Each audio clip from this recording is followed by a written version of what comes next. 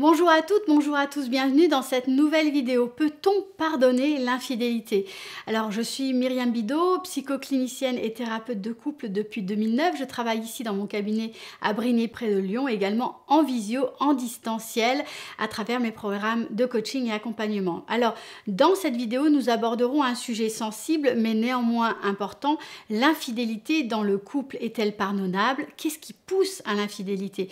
J'aimerais partager avec vous mon avis et fruit de mes nombreuses observations et expériences d'accompagnement depuis près de 15 ans, puisque je reçois tous les jours des couples confrontés à cette situation.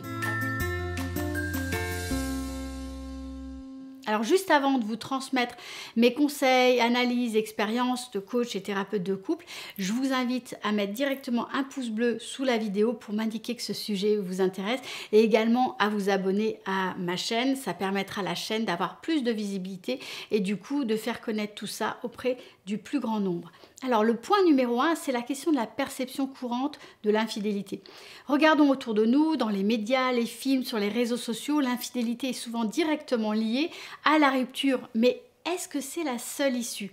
Le véritable problème n'est pas la rupture en elle-même, mais le fait que l'infidélité est le symptôme de problématiques, de problèmes beaucoup plus profonds dans le couple.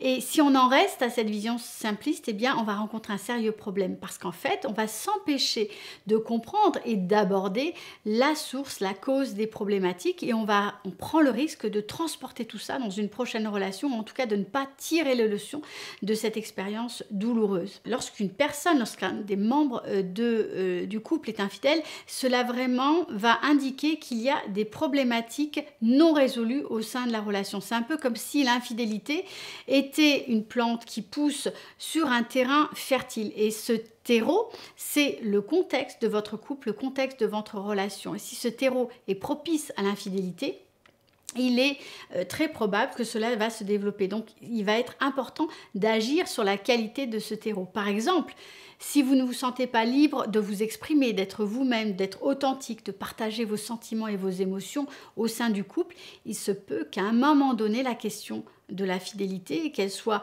physique mais aussi émotionnelle, se pose. Alors, avant d'aller plus loin et d'aborder le deuxième point qui va nous permettre de mieux comprendre ce qu'est l'infidélité, je vous invite à télécharger juste en dessous de la vidéo dans la description mon test autour de l'infidélité qui vous donnera accès à beaucoup plus de ressources offertes sur cette thématique et ça vous permettra d'aller plus loin. Deuxième point, comprendre l'infidélité. En comprenant le vrai problème qui conduit à l'infidélité, on peut commencer à voir les choses différemment. L'infidélité est multifactorielle, elle a des causes multiples et ensuite ce sont des facteurs qui sont très en fait, il faut vraiment aller dans une compréhension très spécifique de la question et souvent on a besoin d'être accompagné sur ces problématiques. On va regarder ensemble les différents facteurs qui peuvent conduire à l'infidélité. La première chose, c'est l'insatisfaction dans la relation actuelle.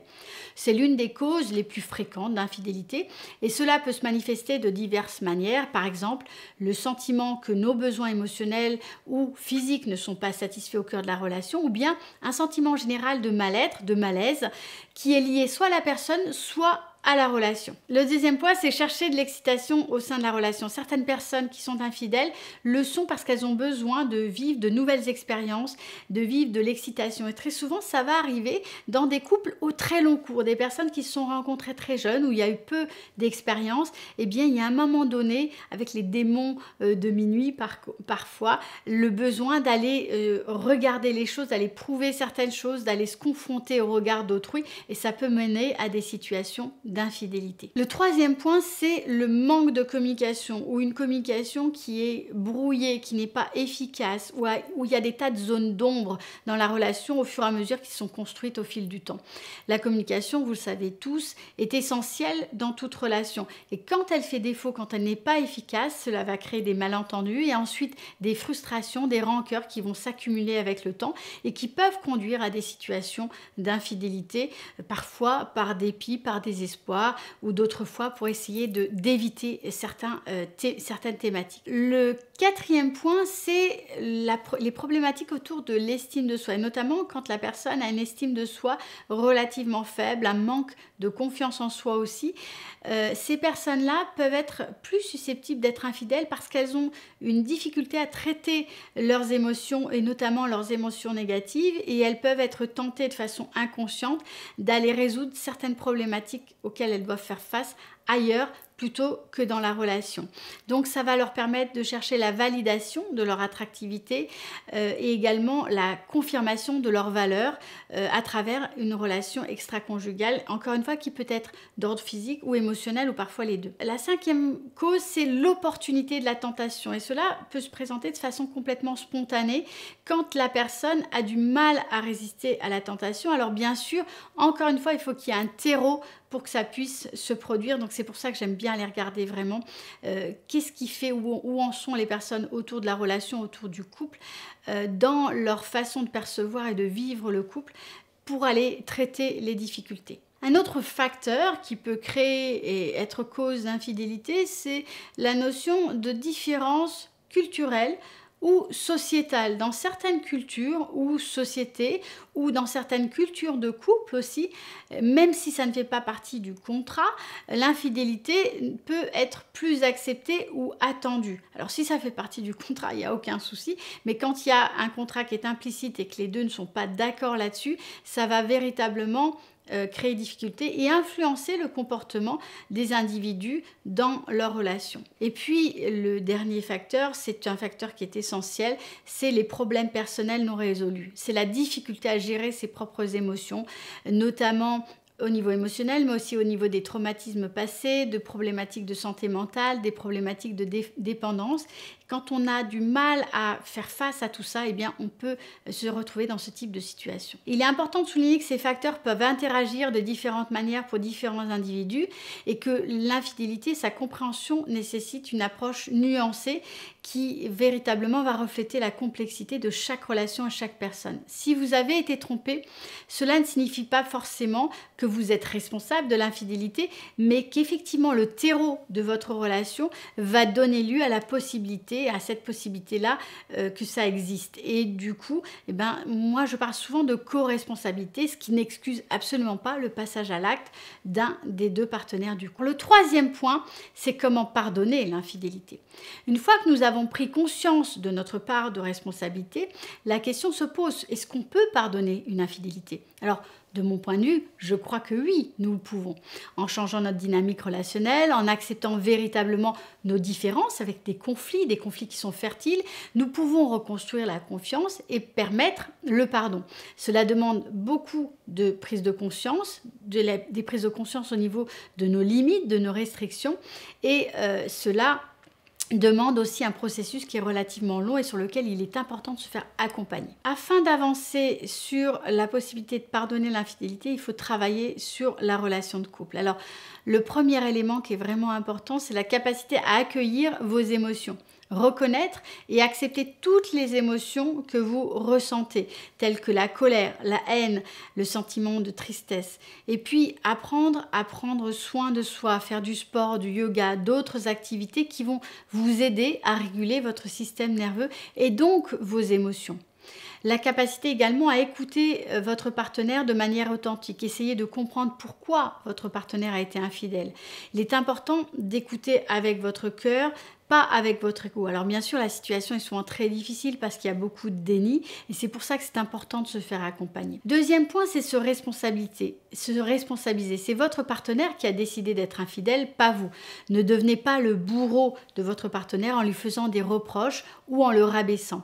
Ne pas croire non plus en la phrase « tromper une fois, tromper toujours ». Les personnes font des erreurs et chacun a le potentiel aussi de changer. Un coach, un professionnel, un thérapeute de couple, un psychologue pourra vraiment vous aider à mettre des mots sur votre douleur et à vous remettre d'aplomb. Ma recommandation, c'est souvent d'aller directement voir un thérapeute de couple. Puis un point essentiel, c'est l'idée de ne pas se venger, parce que la vengeance peut vous donner une satisfaction temporaire, mais elle vous empêchera de guérir à long terme. S'autoriser à pardonner, si c'est votre souhait, il y a tout un processus qui peut vous mener au pardon, mais le pardon n'est pas l'oubli non plus, le pardon n'est pas l'acceptation. Le pardon n'est pas d'ailleurs obligatoire et n'excuse pas l'infidélité.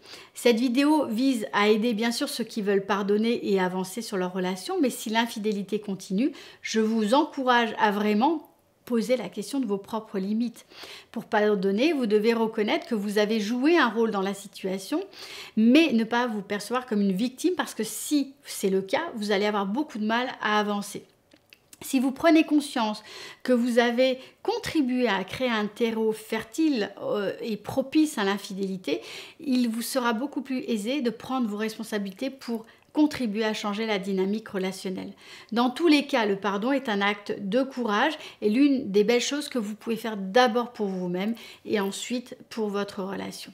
En conclusion, l'infidélité n'est pas une fatalité et ne signifie pas nécessairement la fin de la relation. En changeant notre perspective et en travaillant sur nous-mêmes, nous pouvons changer le fonctionnement de la relation, partir sur une base beaucoup plus saine, reconstruire complètement votre relation sur une base nouvelle et avoir une relation plus épanouissante.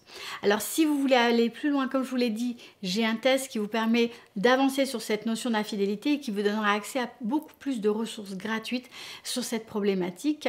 Et puis j'ai des vidéos qui traitent du sujet et qui vous permettent d'aller plus loin sur la chaîne. Vous pouvez juste les indiquer dans l'outil recherche. La première vidéo, c'est comment gérer la crise de l'infidélité dans le couple. Deuxième vidéo que je vous recommande, c'est mes conseils pour savoir comment refaire confiance après une infidélité. Et la troisième vidéo que je vous recommande, c'est mon conjoint a découvert mon infidélité, que faire?